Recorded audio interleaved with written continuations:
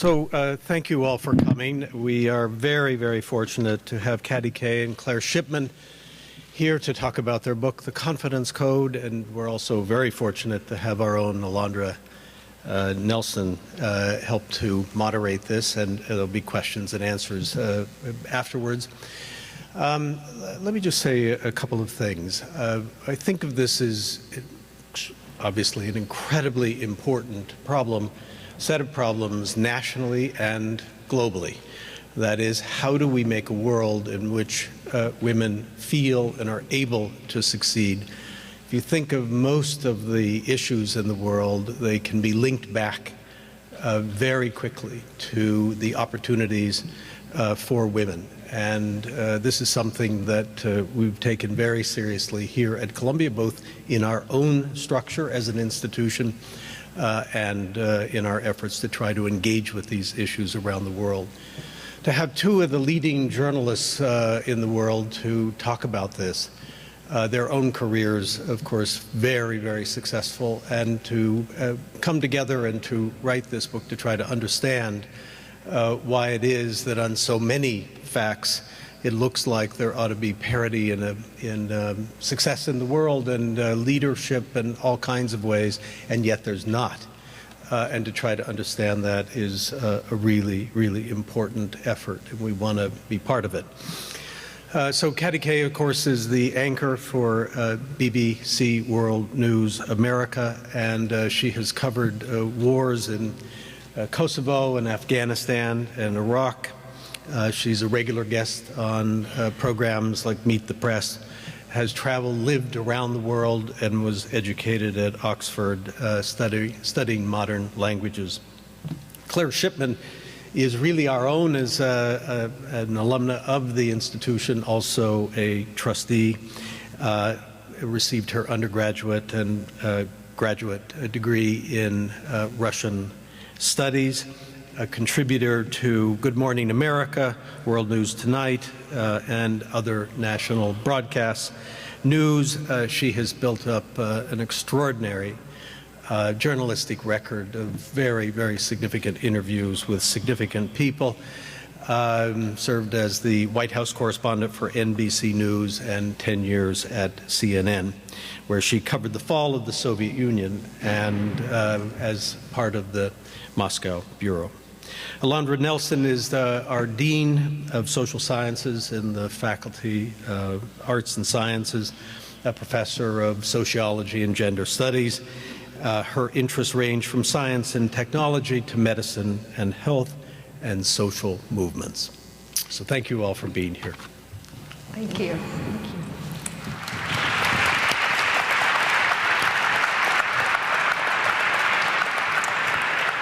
So thank you all for coming to join us for this conversation this evening. Thank you, President Bollinger, for that introduction, and to Claire and Katty, welcome, and thank you very much. So I wanted to begin with the title of the book, which is The Confidence Code, The Science and Art of Self-Assurance, What Women Should Know. So what is the Confidence Code, and are you thinking about, to borrow from the language of computing, are you recommending that we break the code or write the code?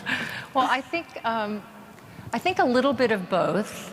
I think that we think women need to crack the code, to learn the code, because we set out to discover whether in fact there is a code, and we found that there are some things we can learn about confidence and that many of us don't know. But along the way, and I would say it was well into our research, where we realized that the confidence may in fact not look the same way for everybody, that there may be a way that women need to take this code and transform it a little bit for ourselves. So I would say both. We called it the science and the art of self-assurance because confidence is part science, we discovered. It is partly genetic. There are some people who, you know, those slightly annoying people who seem to kind of drift through life and everything seems to go swimmingly and they never shirk at any challenge. They may be born more confident. They may actually have in their DNA genes which predispose them to being confident. So there's a scientific element to confidence, but there is also an art. And that is the interpretation, as Claire was suggesting, of how you manifest your confidence. And I think sometimes for women, that can mean something different from that image of confidence being kind of bravado and swagger and the person that dominates every meeting, which perhaps is what we had thought confidence was when we set out to write the book and then discovered it was something else. So you make a pretty compelling argument in the book that there's a confidence gap between men and women. So what's the argument, or what's the how do you support this? Do you want to share a little bit how you support that and how it manifests itself in the world, this gap? Well, originally, Katty and I we were left with this nagging thought from a different book we wrote 5 years ago called Womenomics. I mean, it was really about women in the workplace and a lot of very interesting data there. But there was one piece of the puzzle that we walked away with, and we hadn't really been able to address it in the book, and that was the fact that so many of the most successful, articulate, smart, brilliant women we had interviewed would say things to us like, I'm about to get a promotion, but I don't think I'm qualified. My boss wants me to do this, I don't think I'm ready. We would hear the F word a lot, fraud. And a lot more than we thought we would from the women who on the face of it were just incredibly successful and confident. And so or as Claire used to say, she was just in the right place at the right time. Right place at the right time. The only reason she's ever been successful. Exactly. It's so true. And we thought, is this just something women talk about, or is there data? And we were frankly surprised to find that there is a lot of data. Yeah, it's pretty compelling, the evidence that there is a gap in confidence among women in the professional space, much less in our relationships. We actually are as confident, if not more confident, than men when it comes to our friendships, when it comes to our role as mothers, when it comes to our marriages and our relationships. But when we get into that professional world, Hewlett-Packard has done work on this. Women will apply for a promotion when they have 100% of the skills necessary for the job. Men are happy to apply for the same promotion when they have 60% of the skills because they figure, guess what, they'll learn the rest when they get there. Columbia has done work on this, something called honest overconfidence, which suggests that men tend to overestimate their abilities by something like 30%. Women tend to underestimate their abilities, and that's really what the confidence gap is. It's that women's perception of their abilities skews lower than their actual abilities, and we need to shift that needle to bring it in line with reality. And I think one of the most interesting people we interviewed is he's a scientist, and he studies confidence in rats at Cold Spring Harbor. There are apparently confident and unconfident rats. Yes, we did not know this when we set out, but there are. And he said, the way he views it, he tried to just boil it down to the most basic level. He said, his view is that confidence should serve as a sort of barometer or a navigation tool for our lives, and it should be ideally as accurately tuned as possible, and in line with our abilities as possible. And what we came to see is that for women, it's just routinely off. We're just not estimating our abilities accurately most of the time, and that can lead, you can imagine, over the course of a career, if you don't think you're ready for a promotion, you don't think the paper's ready to be turned in, you don't think, you should, exactly. You're not ready, yes. Yeah. So what do you think the origins are for the gap? I mean, there's the art and the science, so maybe it's a little bit genetics, maybe it's our rat nature. What else do you attribute the gap to? We did a lot of research for this book. We interviewed dozens of psychologists and neuroscientists and people in the business world, and one of the bookend studies that we came across was one done by a professor in the University of Milan in Italy, a guy called Zach Estes. Zach Estes put a group of men and women in front of something called a spatial awareness test. It looks a bit like a 3D Rubik's Cube, and he asked them to solve a whole load of problems. He found when he did this test that the women scored much less well than the men. So he went back over the answers, and he also found, when he looked into it, that what was happening was that the women were skipping questions a lot more often than the men were. He went back to the group and he said, okay, no more skipping, you all have to answer all of the questions. When the women had to answer all of the questions, guess what happened? They did just as well as the men did. They had chosen to skip the questions because they didn't want to risk getting them wrong. And to some extent, that became a metaphor for us about the confidence gap. If you skip the questions in life, you are not going to score as well as you could do. And when we asked Zach Estes, so why is this? Why, knowing that they would get lower scores, why did the women choose to skip the questions? He said it was that there's this fear of failure. They didn't want to risk answering something that they weren't 100% sure they were going to get right. And that research was so critical for us because it came at about the same time that we finally, literally after, I think it took us a year to define confidence, which I don't think anybody in academia will be surprised that when Katty and I set out to get a definition for confidence that it wasn't that easy. But we're journalists who like quick deadlines. A lot of experts have a lot of different opinions about it. But the one we walked away with in the end came from a professor at Ohio State, and he said to us, look, at its most basic, confidence is the stuff that turns our thoughts into action. In effect, it greases the wheels for action. And we had never thought about it like that. I mean, I think we thought more about confidence as just a little more closely related to self-esteem, a feeling, something that makes us feel good. But for women especially, that action component is very important because, as we'll discuss later, but women are really good at thinking. And we think and we think and we think, and sometimes we overthink, but sometimes we pause before we act. And I think, again, the skipping the questions, it ties into that. Taking risks.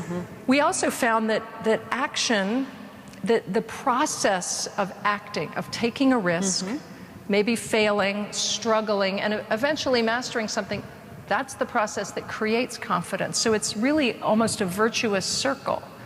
It gives, you act, you build confidence, and it all leads to and comes back to action. So you're suggesting that confidence is a part in action. Is that the only origin of it? I mean, are there other places, are there things about the family, about the socialization of girls, or are there other theories for the origins of confidence? I mean, of course, that there are ways we nurture girls and boys from a very young age that tends to be different, not just us as parents, but it happens in elementary schools. We encourage, inadvertently, I think, girls to be more perfectionist and to take fewer risks and to screw up less. I mean, what busy teacher in a classroom doesn't want to know that they can rely on some group to color in the lines and be respectful and be quiet and not screw up and raise their hands when they've perfectly formulated the question or the answer? And because girls have some brain capacities that make it easier for them to do that, we are very good at reading rooms and we have high EQ, we're empathetic like that. We do it more naturally and then we get rewarded for doing it because we get praised for doing it. What a good girl you are. And then and it sets off a circle. And there's nothing wrong with being good, except for when it means that we are holding ourselves back and keeping our voices quiet. And when we get out into the real world, you have to be able to rock the boat a little bit. So I think, it's a combination of factors. There are lots of things that go into starting at a young age into feeding a process that tends to lead to this confidence gap. Well, we should also say that we did find, as Katty mentioned, that there is a good bit of science behind confidence, that there's genetics there. We didn't think, we decided we would dive into the science thinking we've got to do it. Everybody's talking about what's genetic, what's not, neuroscience, the science of personality. Let's look at it. But we did not think we were going to find that confidence is genetic. And almost everybody we talked to agreed that some portion of confidence is in fact hereditary. They estimate between 25 to 50%. Now, is there a confidence gene that men have and women don't? That's what we were worried about. No, there's not. But there are a number of genes now that one scientist at NIH who's been studying monkeys for 20 years, or other scientists out in Los Angeles who's worked on oxytocin. I mean, there's a number of genes that have a certain variant that contributes to confidence depending on what variety of that gene you have. And there are genes that affect the neurotransmitters in our brain that control serotonin, for example, or dopamine or oxytocin. And that's what we know right now. I'm sure all the scientists in this room know. In another 2 years, we will know a lot more than we know now. But that was striking to us to discover that some people probably are born with a more natural basis for confidence. Alondra, this is when Claire had the brilliant idea that she and I should have our genes tested during the course of writing this book. And I kind of, in a slightly sort of distracted moment, said, yeah, that's fine, whatever, Claire, let's do it. And it's terribly easy to get your genes tested. They send you a little packet and you spit into a tube, and then you send that tube off by FedEx. And then you spend 2 weeks sweating while you wait for the results. And it's a bit like waiting for your SAT results, but this is your whole personality that's on the line here. And what happens if your genes come back and they're not the genes you expected? Or you're not perfect, which of course we should have been able to control our genes naturally. And we spent 2 weeks, and finally the neuroscientists came back with our results, and neither Claire nor I are predisposed to confidence. We're actually basket cases, pretty much, on the genetic front. And we sort of looked at each other, were rather puzzled, and thought, well, what do we do with this information in terms of the book? Yep. And I think what it made us realize was that although the numbers are right, that it's something like 25 to 50% genetic, there's a whole big chunk that isn't. Yes. And that's what psychologists call volitional, the choices that you make in life. And Claire and I have become confident people, but we've done it despite our genes. We've done it because of the choices that we have made that has increased our confidence. Right. I was just going to say, and there's, of course, it's so complex. I mean, the interaction of society and our upbringing and the genes and all of that together. And so we're boiling it down here.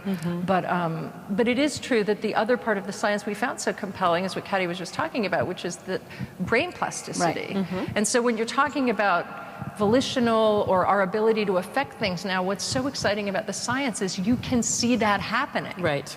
You can see the way we can rewire our brains to some extent with the studies they've done with PTSD and meditation and the ability to shrink your amygdala with the fear center of your brain with just basic cognitive behavioral therapy techniques. Right. It's really exciting. I'm glad you raised that, because I was going to mention that you raised the issue of brain plasticity in the book, in part because there's the genetic studies leave you sort of in a bit of a corner, and how do you with I'm sort of stuck with this, and I've got my 25% confidence, and what do I do? You got to run with it. Crawl into a hole. What's fascinating about the book is that you offer a lot of sort of possibilities. Actually, there's sort of you identify the gap, and then you say confidence can be built, that like our brains are plastic, our behaviors are plastic. So can you say a little bit about how one builds confidence?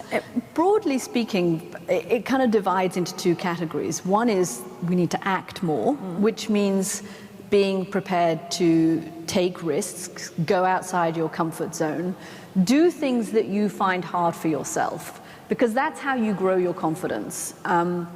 I read the news every evening to millions of people around the world. It doesn't actually challenge my confidence because I've done it so many times that I know I can do it. It's inside my comfort zone. I would be terrified of doing your job. I would have no idea that I could do it. The only way I would ever find out would be trying.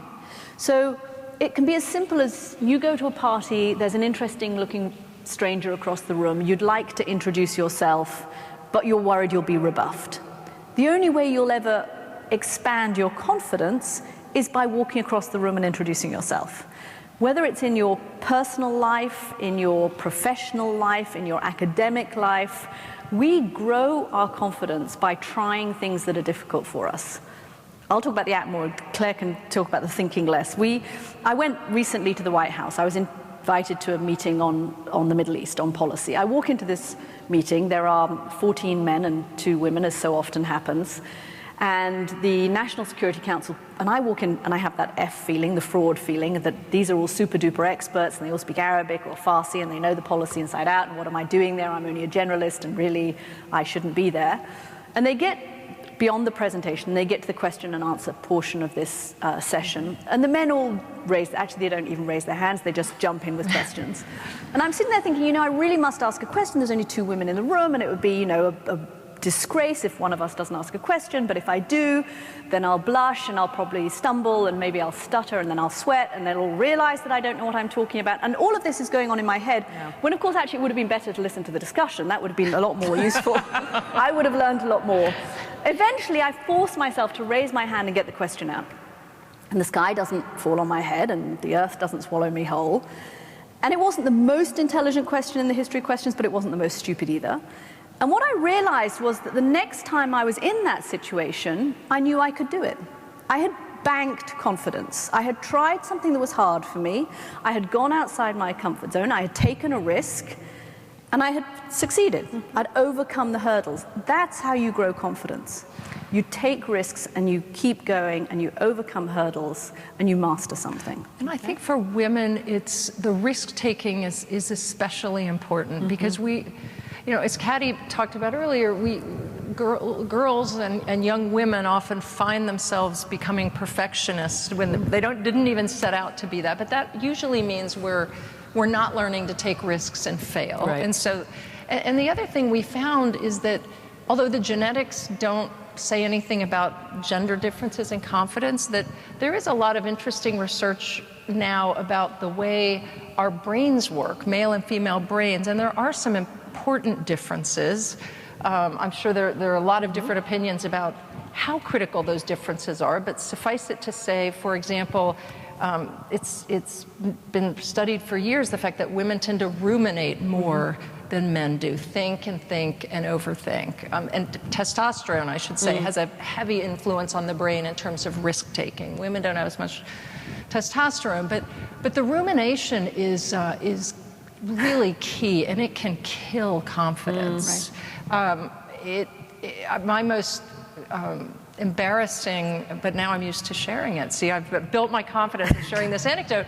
Rumination example came a couple of months ago when our book was coming out, and I, still working for ABC News, tend to feel very guilty when I'm working on another project and I'm not working, and I think everybody, you know, so I emailed Diane Sawyer telling her this thing I'm working on is going to be coming soon, and I don't hear back from her, and within 2 hours I'm obsessively thinking that she must be incredibly mad at me because I'm working on my book and I haven't been doing this, and then within 4 hours, having not heard back, I'm ruminating about whether everybody at ABC News is actually mad at me at that point, and they all think, and then by the next day I think I should call my agent because I probably won't have a job anymore in another day or two, and it just, and you can see how that, I mean, I couldn't get any work done.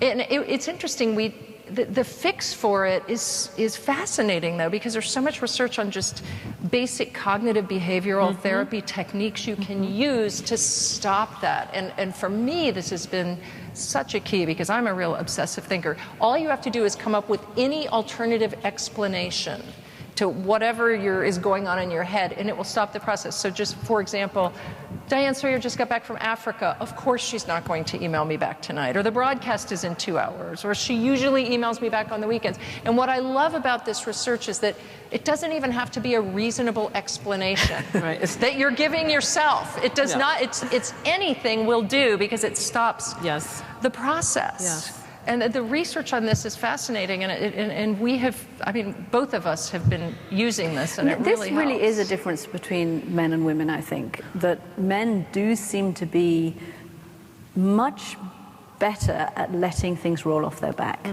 They will have an upset or a criticism or something will go wrong, or they'll have a row at work or with a friend, and it sort of just goes. And we cling, and we're like dogs with a bone, you know, we cling to it, those little things. Yeah.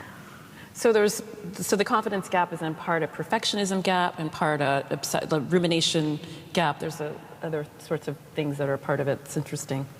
Okay, so I wanted to, so confidence, I'm compelled that it's a good thing, but I wanted to talk about the difference between confidence and being bossy, right? So in recent weeks, there was a study, some behavioral science research from the new lab at Northeastern University. They used 14 million student evaluation data points, and surprise, surprise, women faculty members are more likely than their male counterparts to be called bossy.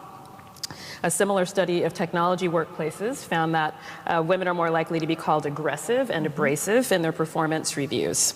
So is there a relationship between these studies which suggests that women in leadership roles, or women you might say who are taking risks, may be viewed in a negative light, and your investigations of the confidence gap? How do we, is that part of, does that account in part for the gap, actually?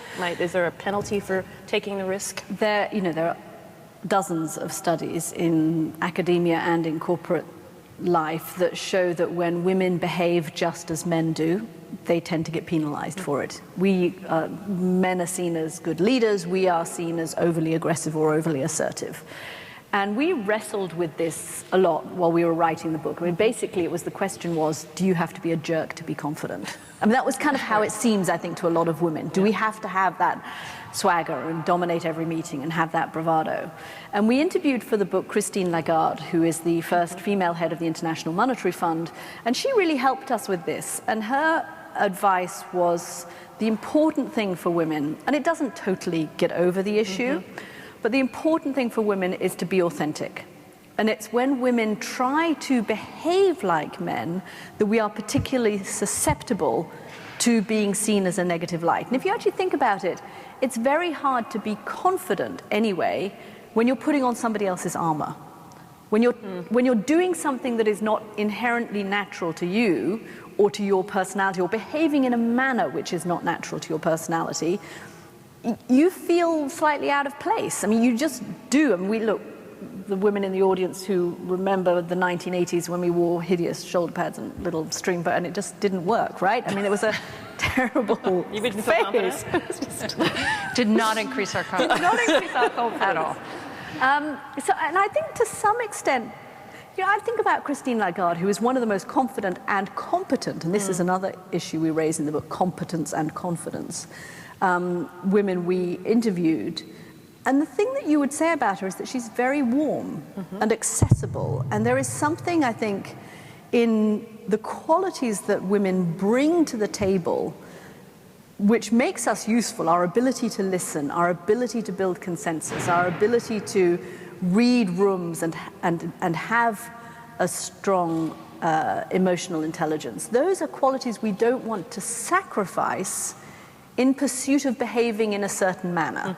That's not really confidence. Confidence is just recognizing our abilities for what they are. I mean, as Claire said, bringing that needle in line with our actual abilities. And when you do that, you don't need to project a certain manner that seems foreign to yourself. I will also say that I think Katty and I have come to see, as we've talked to a lot of people since the book came out, a lot of companies and enterprises and corporations, and what's become clear to us, although we knew it as we ended the book, but is that the biggest challenge here is not that people who control universities or corporations or whatever it is, that they don't want things to change. They do, and they get this for all the right reasons, but that we still have to broaden the definition of leadership and what it looks like. Sure. And until that really happens, you will yes, sometimes women might naturally operate in a more aggressive style. That might be their authentic confidence. They might be penalized. Women might naturally be they might be more confident at listening and analyzing. Maybe they're going to get passed over because they don't see. And so until we really value and broaden what a leader looks like, we are going to keep bumping into these things. But I think the more transparent we can be in discussions like this and really talking about what it means, we're educating people, and that's the most useful thing we can do. Yeah. So you've talked to a lot of academics in writing this book, and you know that we like to make things very complicated. So I'm just going to ask a sort of complicated question to a Columbia alumna and a parent of a Columbia first-year student. So you might know that students, faculty, and administrators at Barnard are engaged in important conversations about whether transgender women designated, not designated women, female at birth, should be admitted to this traditionally female college. So I guess the question I wanted to get you to reckon with, because the book provides advice for women, is about just sort of think about the category of women and what woman encompasses, and think about it as encompassing a variety of experiences and identities. And with this in mind, how should we think about the insights and tools that you provide in your book if we think about women as a kind of spectrum of experiences and identity? Well, look, I think that, to some extent it's funny because at one point we sat down with a group of, who shall remain nameless, but a group of very powerful male leaders in a certain field, and they were looking to figure out how to change things at their company, and they were frustrated they hadn't been able to make changes. And when we were talking about some management changes that might help women there, and actually one of the women and one of the men talked about, well, we don't want to be singled out as anything special. We don't want that sort of change. And we said, but the fact is, when you're looking at management changes that might help increase confidence in women, you're actually looking at changes that will help everybody across the spectrum, because there are men who are going to benefit from a different kind of feedback. There may be women who don't need that. And so in fact, what we're talking about and what we've been talking about subsequently is just good management, for example. Sure. And I think in the same way, when we're looking at how does one manifest confidence, what will work for men or for women, of course it's all on a spectrum. We are generalizing really by need. I mean, some of it makes sense, and the stereotypes often make sense for women. But I think when we look at a lot of this information is going to be useful to everybody. It's not really men or women. I mean, don't you think? Yeah, and I think the other thing I would say about confidence, and we have found it with women, is that women tend to feel a deficit of confidence, particularly in situations in which they're in the minority, much more so than when we're in groups of women. Now, whatever minority you are in, and if you're transgender, you are in a minority, a much smaller minority, it's going to impact your confidence. Claire and I are routinely on political panels where we are the only woman. It doesn't feel great for your confidence. So that rule of stereotype threat, or whatever you want to call it, imposter syndrome, is true for everyone who feels themselves in a minority. Great. So another question, I guess, about staying on campus a bit. What would you recommend for students and for young women across the spectrum in particular? Because, you know, the Christine Lagarde example is wonderful, but she's Christine Lagarde, you know? So what about when she was little Christine Lagarde? I mean, what might... We have a great story about a little Christine Lagarde. Okay. Christine Lagarde, at the age of 4, used to babysit her younger siblings. And she attributes this experience to some of her confidence. The fact that she was stretched and put in this position, which my daughter Maya has babysat her siblings, I don't think ever at the age of 4, right, Maya? No, I think even I would not have pushed it that far. Although it would have been cheap. I mean, that would have been quite useful. And she does say that it was being put in a position, she was always made to believe that she could do things. And so she was put in these positions of responsibility, and she did succeed. One thing I would say, and this is something we have looked at, and there's been quite a lot of work has been done on this. Women are doing incredibly well, as you all know, academically. We're superstars, right? We are getting more degrees than men are, we're getting more postgraduate degrees, we're getting more PhDs than men are. Then we're getting into the professional world, and something changes. We aren't doing as well as that academic promise suggests we should do. And our thought was that somewhere between the world of academia and this fabulous campus and the professional worlds you are about to enter, the rules change. And what serves you so well here is not necessarily what is going to get you ahead in the professional world. I can tell you, having been there for the last 30 years, it's a much more political space. You need to be able to talk about your successes, promote yourself. You need to be able to make alliances and networks. You need to rock the boat. Being a good girl all the time is not going to get you ahead at work. And I think equipping our young women in the act, because I think it comes as a real shock for young women. What happened? I was a superstar. And now I look at this professional space and I'm not sure I'm going to get ahead in it. And I think that's what happens. Somewhere the rules change and we don't play so well. And the more we can equip our young women to realize that those rules are going to change and to realize what they're going to need to do, the more we can help them get as far as they should be able to go. This is such a terrific opportunity for young women to experiment with risk-taking and failure. And I know that sounds horribly frightening for all of the women in the audience, because, you know, certainly if you're here, you probably haven't failed that much. But again, you know, that's what is for young women to start to understand, that failure is part of success, and that this is the place where you can most learn with such freedom the lessons of taking a risk and taking a chance and doing things you don't know how to do very well, because you are going to be required to do that later in life. So we just have a few more moments. The last question I wanted to ask about your partnership as collaborators. So you've written over the last decade 2 books together, The Confidence Code and Womenomics, which you referred to.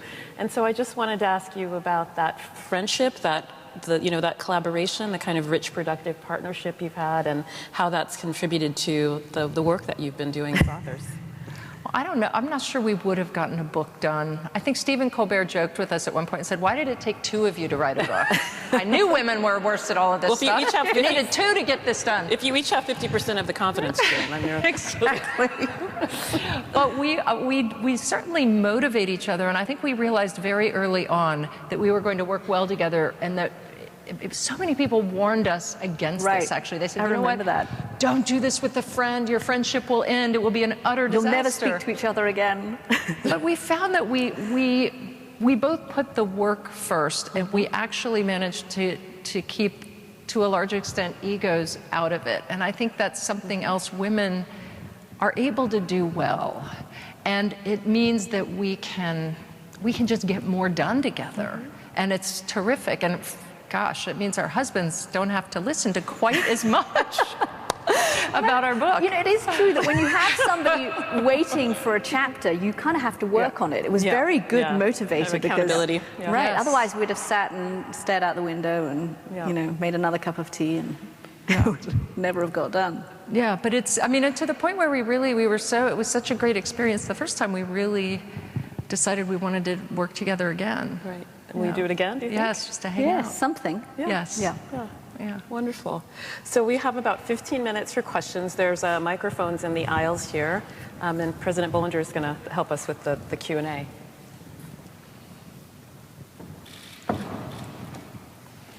So if you just stand up at the microphones and state your name and your question. But let me begin with a question. I'm curious what you think about sort of the social movements. I mean, you can think about this, as you have, in a very sophisticated way, as the things that women need to do to increase their confidence and their success in their own terms. And then there's, of course, changing the world in which we all live. And we've seen cycles in civil rights and passages of laws over time, and I would say, you know, we're at not one of the stronger periods of real deep social movements to try to address the changes in society that need to happen in order for all kinds of greater equality across the board. So, I mean, my view is, you know, we would benefit from a new civil rights movement, for example. So as you think about this from the angle that you've come, what are your reflections on social movements to change the world in which we're all living, to make it a fairer, juster, more just world? It would be Pollyanna-ish to suggest that just by closing the confidence gap, we could suddenly level the playing field between men and women. We still know that there is not equal pay for equal work. There is still a lamentable lack of maternity leave for women here in the United States. There are things that need to be done that can only be done at a policy level, not at an individual level. But we need more women, I think, in positions of influence to affect those policies. We need more than a fifth of the Senate to be women.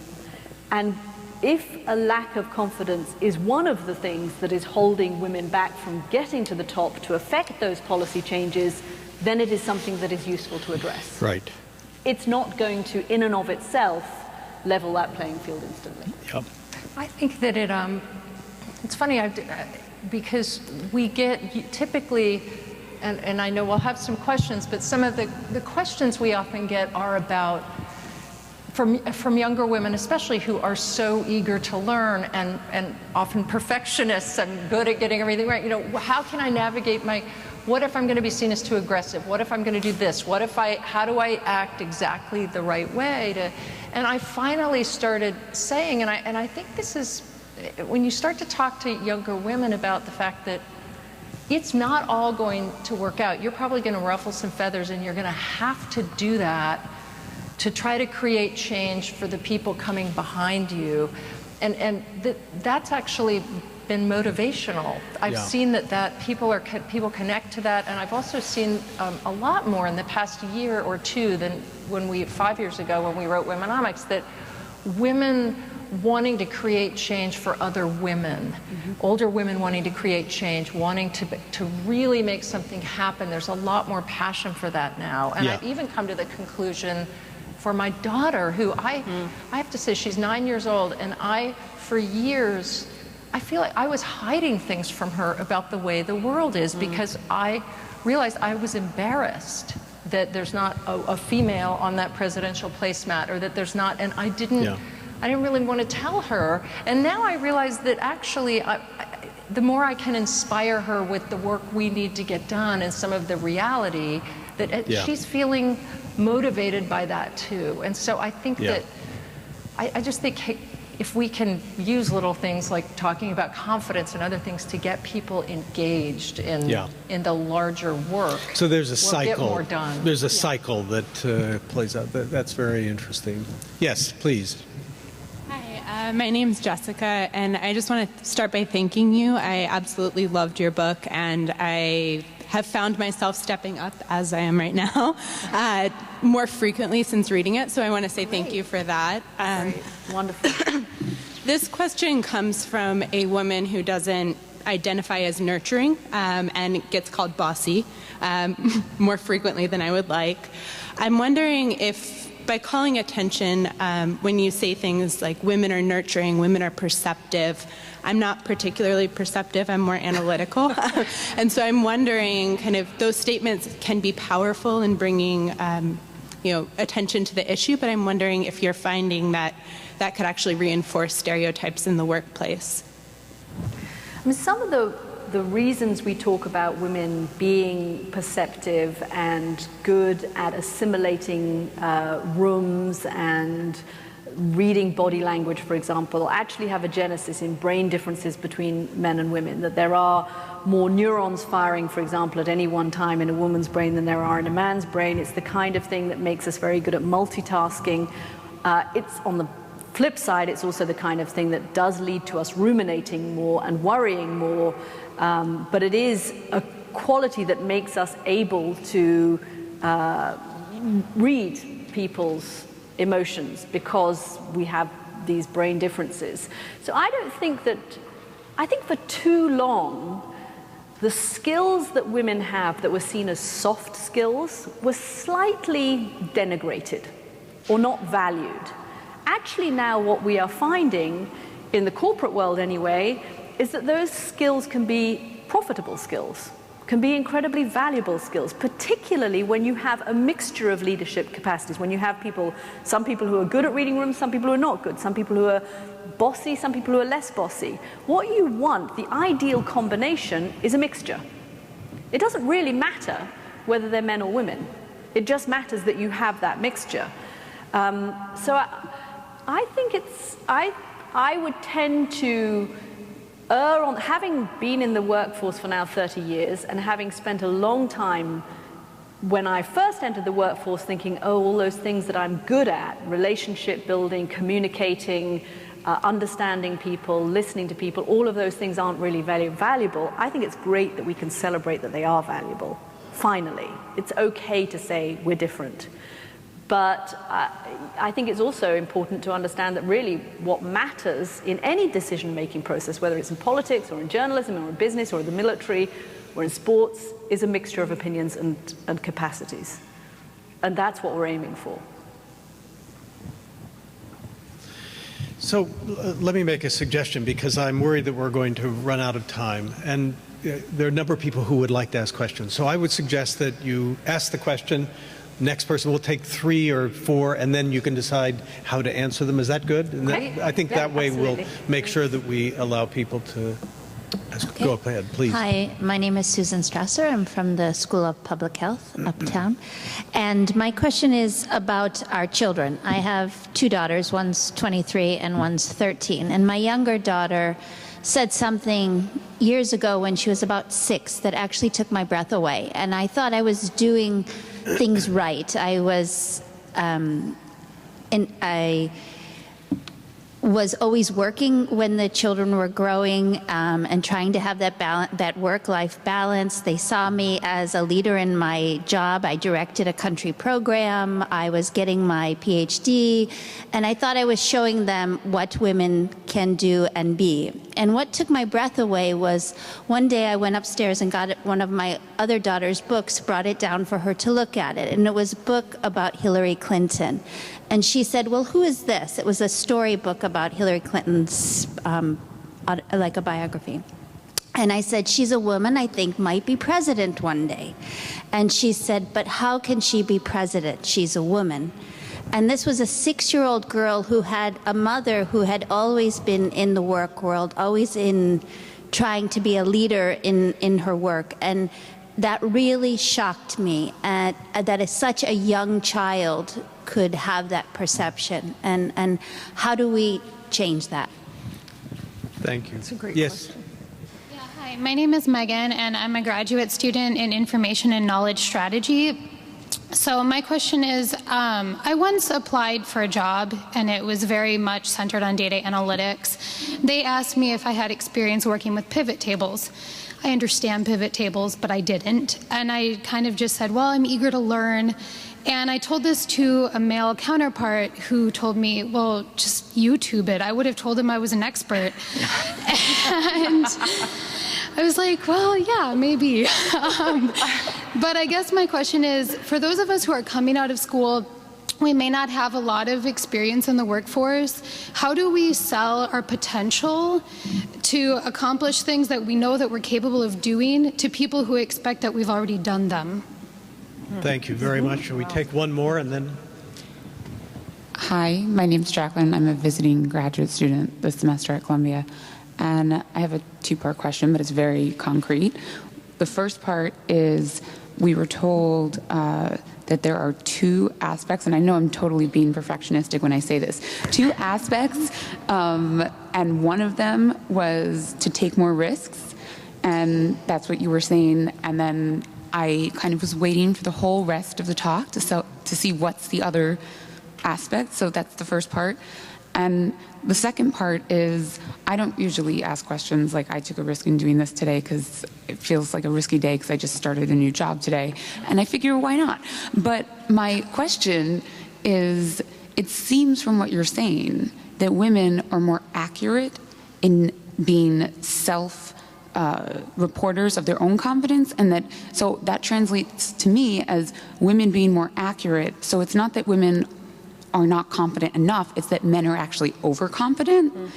And I don't mean that as a joke. I mean it as somebody who's studied like neuropsychology, et cetera. I was a psych major as an undergrad. And so my question is, instead of seeing that as a deficit, is there a way we can change within leadership, within the work world, just the definition of, what we think of as confidence, so that, a 6-year-old doesn't say, well, she's a woman, how can she be president? Great, and we'll actually take one more so we make sure that we... Hi, I'm Tanique Dunkley, work in the Arts and Sciences department.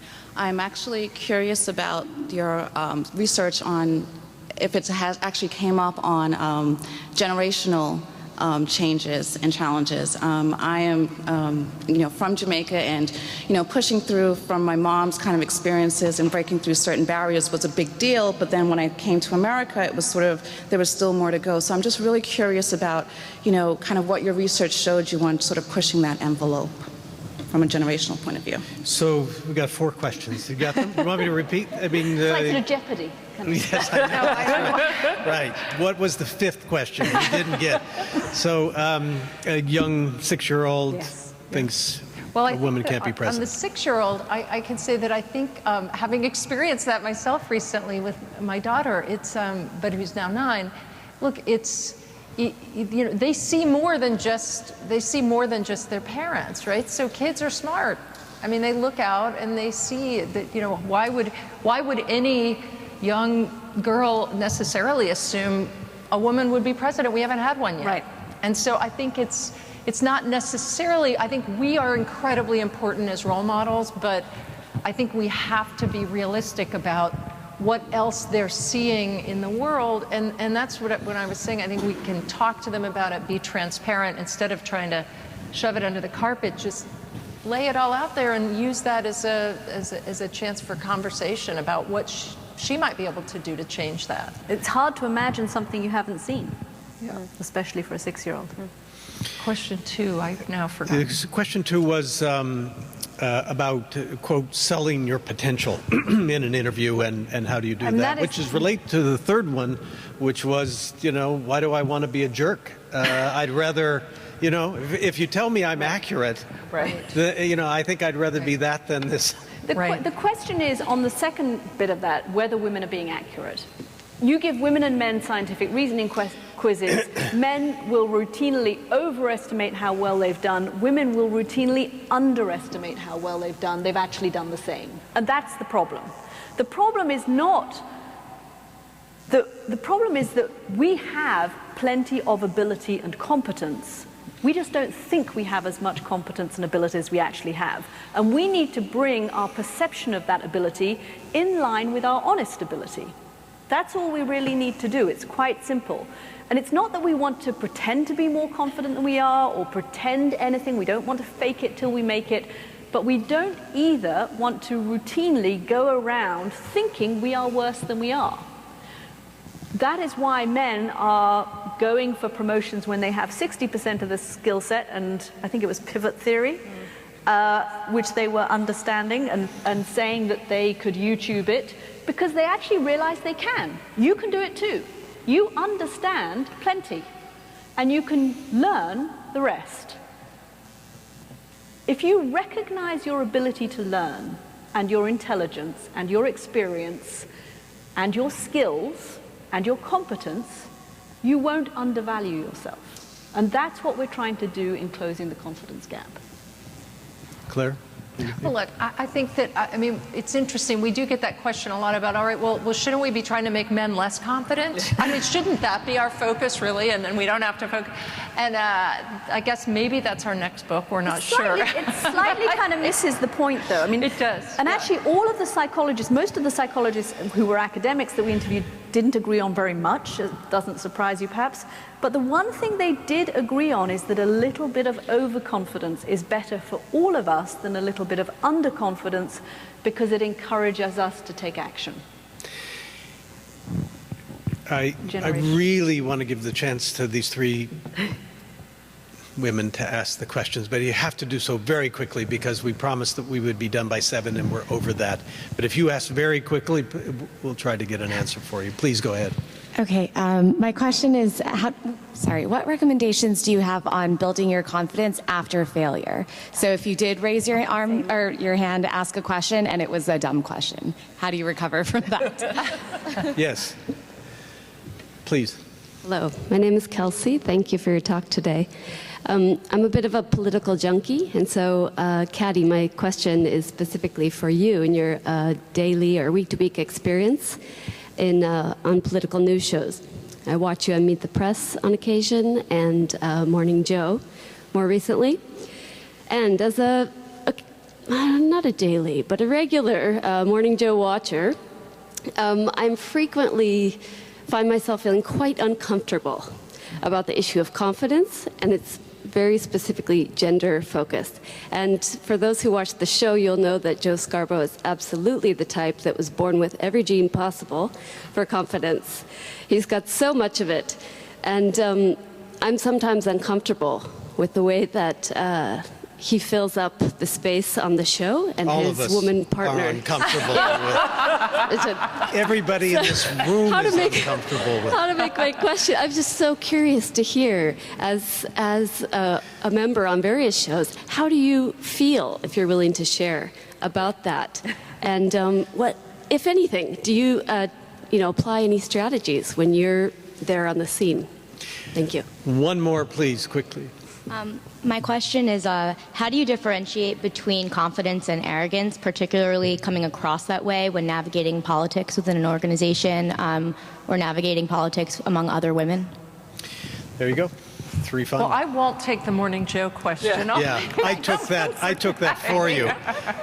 I've only been on the show a couple of times, so so first of all, coming back from failure, I think that the shortest answer is really to try to, once you've suffered a little bit, as we all need to do when we fail, just to try to look at it as what can you learn from it? I mean, what are the lessons you can learn from what has just happened so that you can move on? I mean, the key is to try to, as quickly as we can, and Jim Valentini and I were talking about this earlier, think about it as pivoting to your next experiment, your next challenge. And you take what information you have from that failure, which was part of the learning process, and move on. I can't remember the third question already. Arrogance. Arrogance, yes. Well, that is one of the key questions in our book, right? How are we confident without being jerks? And I think it really has to do with, I think, authentic confidence, and that is a real understanding of you believe, when you have confidence that is really based on the experiences that you have stockpiled and what you know you can do, then it's not bravado, it's actually authentic confidence. Now, of course, there are, confidence, there are many kinds of behavior that lie on top of confidence, and some of the stuff Katty was talking about earlier, about our ability to read a room, our ability to get along with people. I mean, all of that, there are ways of delivering information that are arrogant or not, but pure confidence should not necessarily be arrogant. Lee, can I quickly, before I answer the Morning Joe one, which I'm still mulling, the generational question, which the young lady asked, Claire and I, when we brought the book out, did a confidence assessment that is on our website, theconfidencecode.com. You're welcome to go and take it. And we are feeding the information from that assessment back to the academics who came up with the assessment. And they are still going through it all, but one of the headlines is that for women, confidence grows during the course of our lifetime much more than it does for men. Men seem to have similar levels of confidence at the age of 55 to the age of 25. For women, there's definitely an increase. So there is a generational growth. The Morning Joe question, the show is called Morning Joe, not Morning Anybody Else. And it is successful in part because of the personality of the host. I think television is an X-ray, and it's very difficult to disguise who you are or what you are, and I go into those shows with things that I think are interesting to say or points of views that I have, but it would be ridiculous for me to try to be something I'm not. Everyone in the audience would see it straight away. So I think the way I cope with that show, as I do with any of the shows I'm on, is just by saying the things, and Claire, I'm sure, would agree, on political panels, saying the things you have to say and talking about what you know about and what you have opinions on, and avoiding all of the things you don't have opinions on.